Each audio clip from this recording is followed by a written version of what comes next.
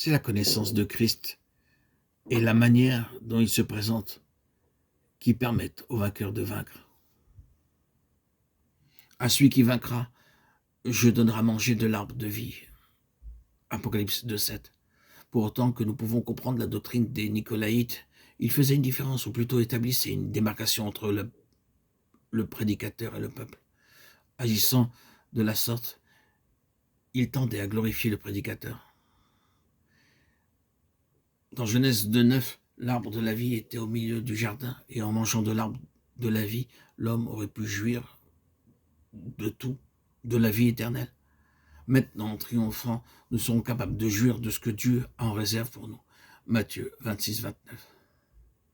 Dès maintenant, l'époux prépare le festin céleste. Ceux qui vaincront y prendront part et mangeront de l'arbre de la vie. Notre pleine jouissance des choses éternelles est liée au fait que nous mangeons de l'arbre de vie. Si nos cœurs sont pleins d'amour, nous jouirons de tout ce qui, dans la parole de Dieu, nous apprend à vaincre.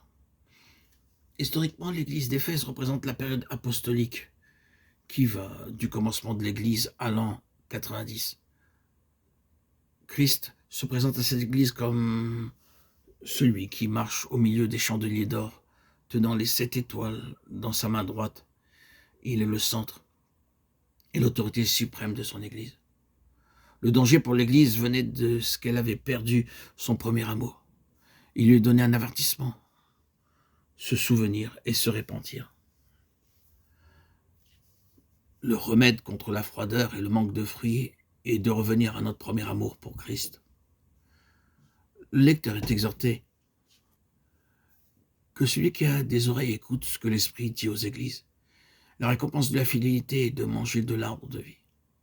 Prions, Seigneur, garde-moi sensible et affectueux. Personne ne peut dire « je ne tomberai jamais » Luc 22, 31, 32. Nous devons apprendre à prier pour ceux qui tombent, aller vers eux personnellement et prier avec eux. Dans Galates 11, nous voyons comment le cœur de Pierre devint froid. Il n'avait pas le même amour pour tous.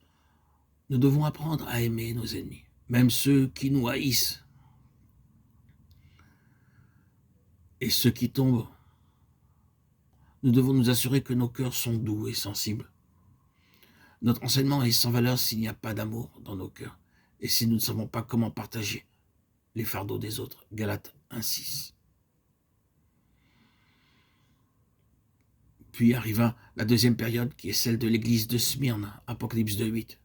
Une église qui fut active entre les années 90 et 325.